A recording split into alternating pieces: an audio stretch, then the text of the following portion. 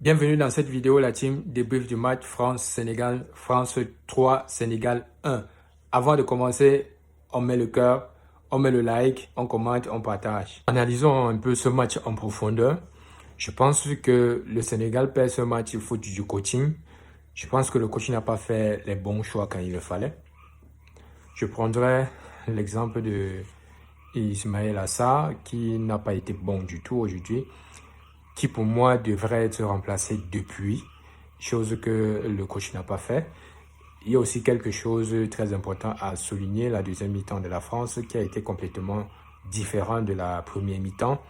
La France s'est ajustée en fonction de son adversaire parce qu'en première mi-temps, le Sénégal envoyait les ballons plus derrière le dos de la défense française et chose qu'en deuxième mi-temps, et ce qui faisait qu'ils avaient plus des occasions de 1 contre 1 et qui pouvaient mener par une frappe ou bien par une grosse occasion. Et sauf qu'en deuxième mi-temps, Deschamps a changé totalement la donne. Il restait en place les milieux et les couloirs. Il restait en place et puis il formait un bloc et forçait le Sénégal à lâcher le ballon. Une fois le ballon perdu, ça partait 3000 à l'heure devant, chose qui a amené le premier but sur une passe de Michael Olise pour Mbappé, qui a d'ailleurs fait un très bon match aujourd'hui. Le deuxième but, ça a été la même chose, la passe de Michael Olise pour Banlé Bakola. Le repositionnement de Michael Olise au milieu de terrain, ça a été en premier mi-temps, il était totalement transparent, mais en deuxième mi-temps, il a su franchement utiliser son positionnement au milieu du terrain pour faire du mal au Sénégal. Chose qu'il a fait 3 passes D en espace de quelques minutes, dont le positionnement de Michael Olise a été un masterclass et son match aujourd'hui, sa deuxième mi-temps surtout, a été pour moi très bonne, très bonne, très bonne. Et il faut souligner aussi le match de Kylian Mbappé qui a bien transformé, qui a su transformer les occasions qu'il a eues. Il a eu quelques 2, 3 ou 4 occasions et puis il a mis dedans. Il est le buteur qu'on connaît. Le buteur qu'il est, qui ne manque jamais face au but et qui s'est transformé les occasions en but quand il le faut. Pour ça, il faut le féliciter. Je pense qu'il est homme du match aujourd'hui. Vu la prestation qu'il a donnée, c'est un masterclass de sa part. Il y a aussi certains joueurs du côté de la France qui n'ont pas été bons du tout.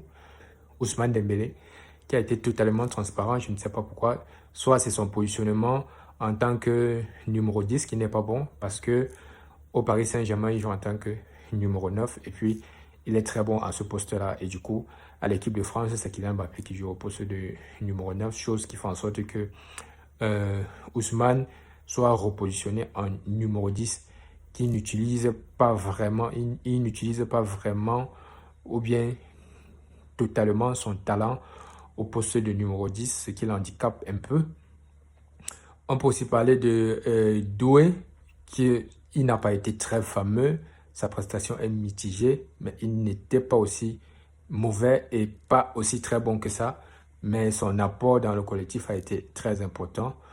On va un peu aller du côté de la défense. La défense en premier mi-temps a été très passive.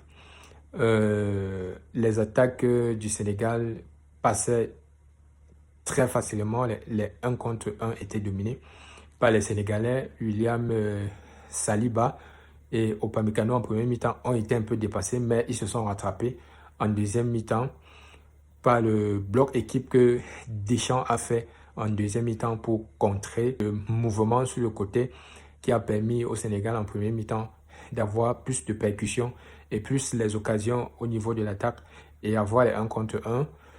La France a su gérer en deuxième mi-temps, comme je l'ai déjà souligné. Je souligne aussi, il faut aussi souligner le match des deux milieux de terrain, Tchouaméni et Rabiot, qui ont été très bons.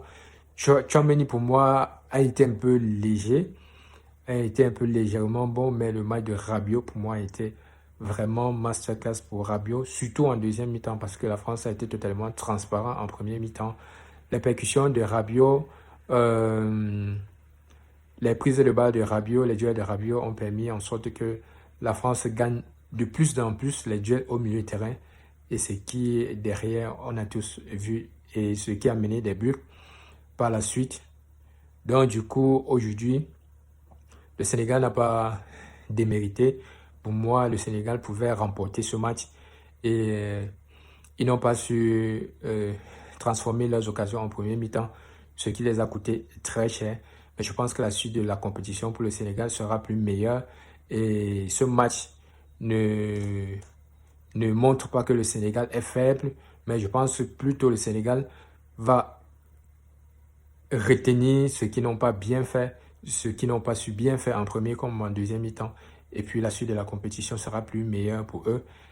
En ce qui concerne la France entre très bien dans cette Coupe du Monde par une victoire de 3 buts à 1 et le doublé de Kylian Mbappé qui pour lui est une très bonne chose, qui est l'homme des Coupes du Monde, l'homme des buts. Si j'ai bonne mémoire, il a été le meilleur buteur de la Coupe du Monde 2022. Donc du coup, c'est une compétition qu'il maîtrise bien. Et du coup, ce match, comme je l'ai dit, c'est la France-Afrique. C'est entre nous, les Africains, et c'est l'Afrique qui gagne au total.